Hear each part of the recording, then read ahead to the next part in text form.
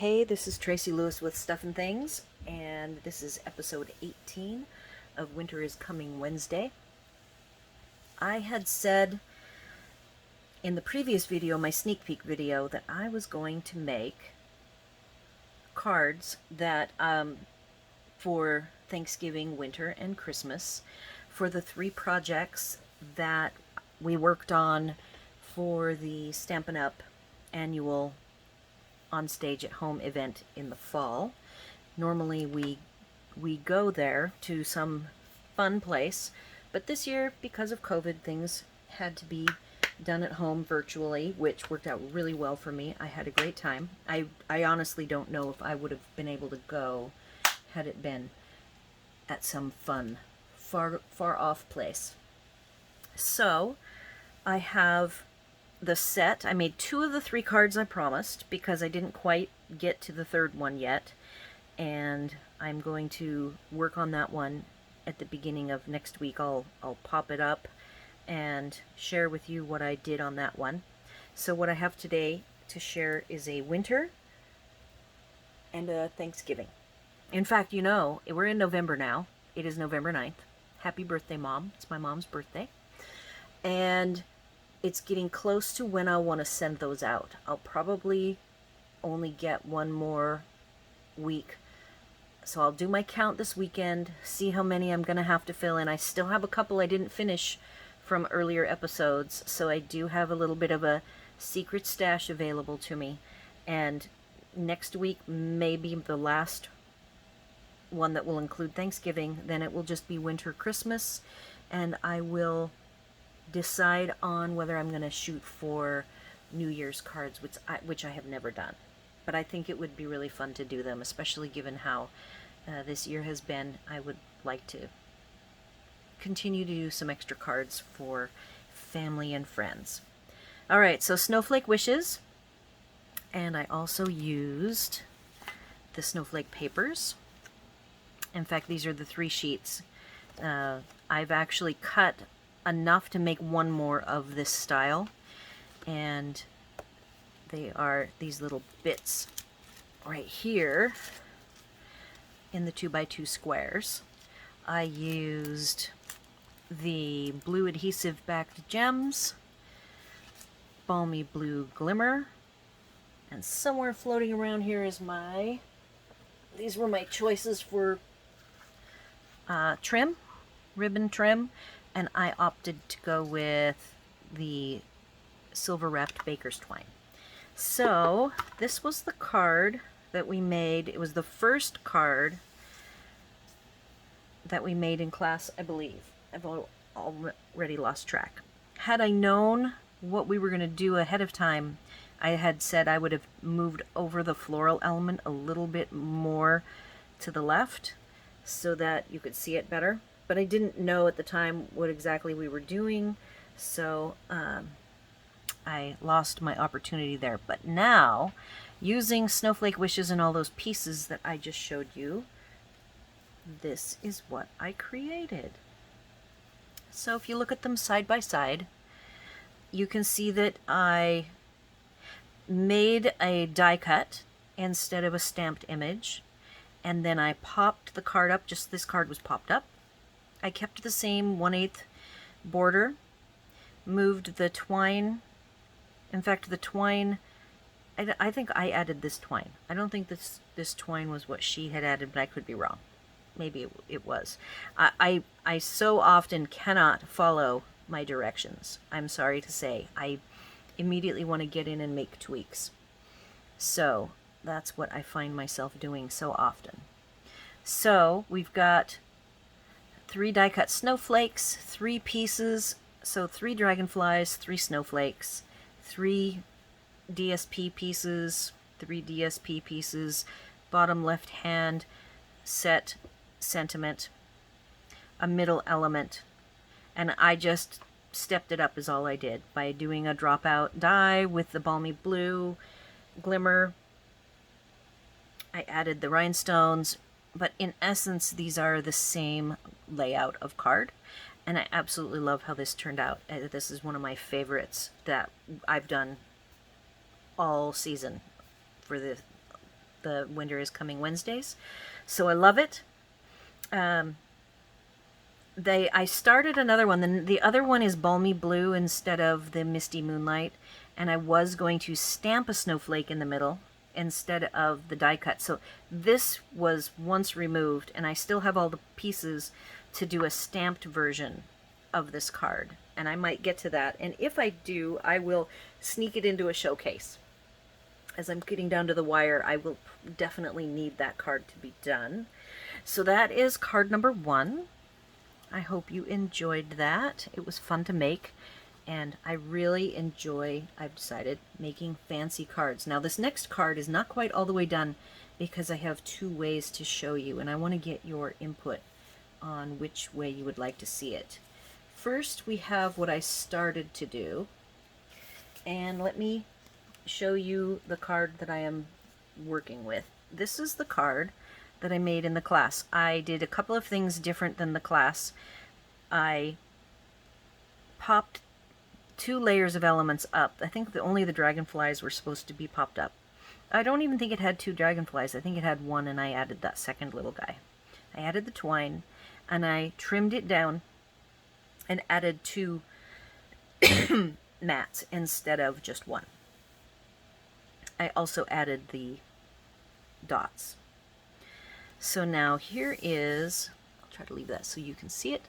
Here is what I came up with for my Thanksgiving one, using the Gather Together set, which I have been using exclusively for Valentine's, listen to me, for Thanksgiving cards. It's the only set I have that's really Thanksgiving-ish.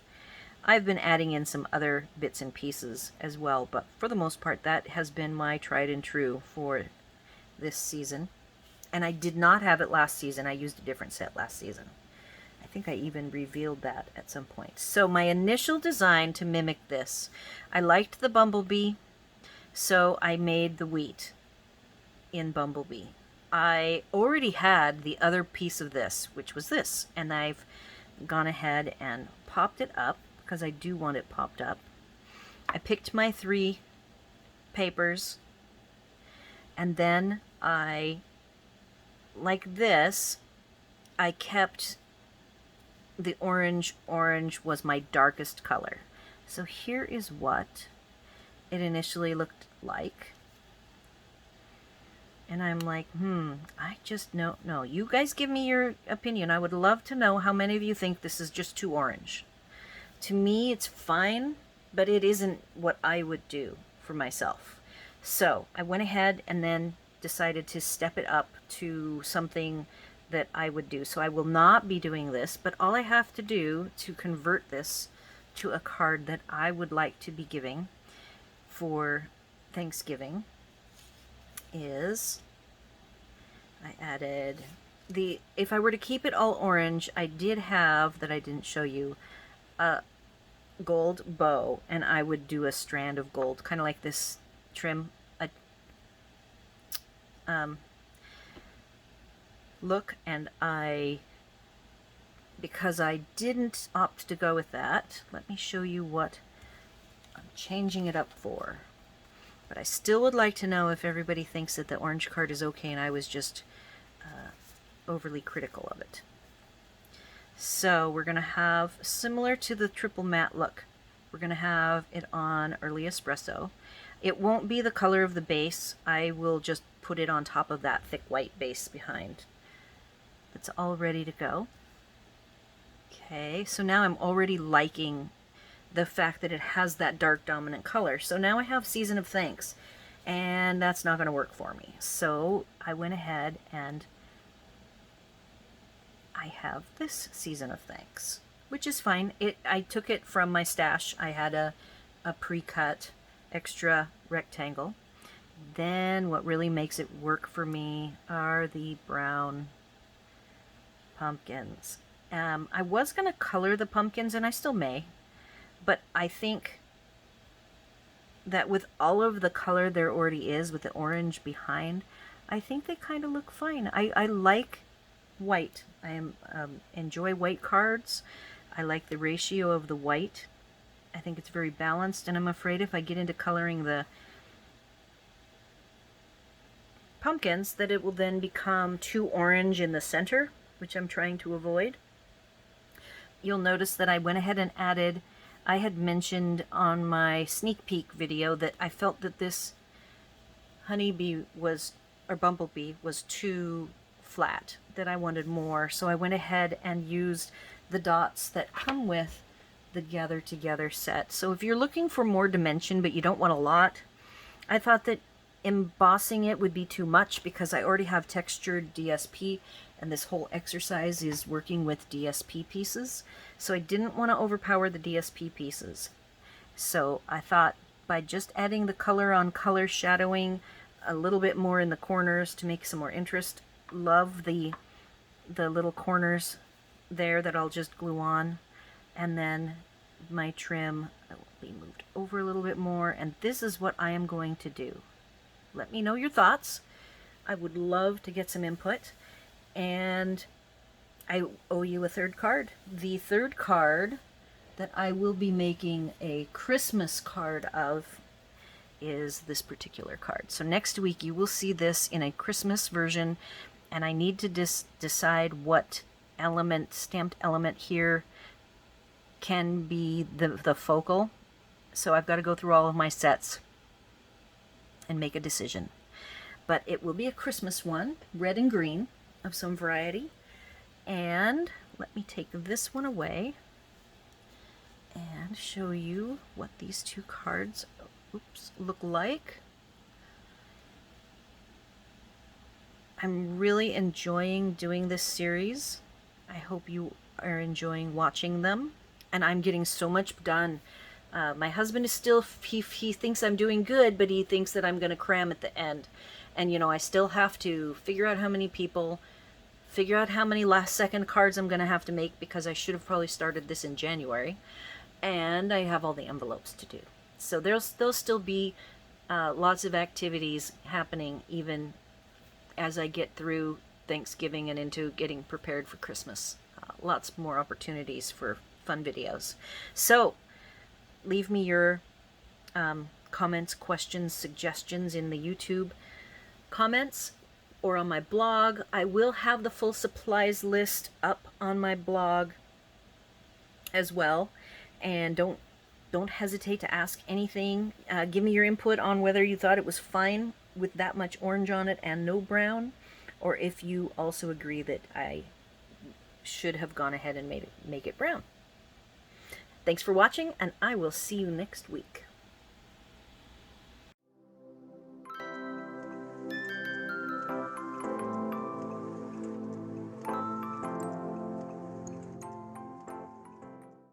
All of the products you've seen demonstrated today from Stampin' Up are available on my store at stuffandthings.com/shop, which redirects you to Stampin' Up. I am an independent Stampin' Up demonstrator, and I can sell to folks in the US only.